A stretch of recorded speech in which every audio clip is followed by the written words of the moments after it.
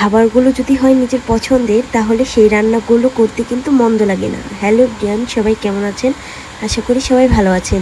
তো এই ভিডিওগুলো অনেক দিন আগের ছিল, জমা হয়েছিল, তো শেয়ার করা হয়নি, ভাবলাম আপনাদের সাথে শেয়ার করে ফেলি। ছোটবেলায় নিজের পছন্দের খাবার যখন রান্না হতো তখন মার পিছু আর ছাড়তামই না, মার সাথে সাথে যেয়ে রান্নাঘরে যেয়ে বসে থাকতাম। মা আমার পছন্দের খাবার রান্না করতো আর সেগুলো দেখার মধ্যেও কেমন যেন অন্যরকম শান্তি ছিল। পছন্দের যে কোনো কাজ করা ও দেখার মধ্যে অন্যরকম একটি শান্তি কাজ করে। আর আজকে আমি রান্না করেছিলাম সরিষা দিয়ে ইলিশ মাছ ও ঝাল ঝাল করে মুরগির মাংস।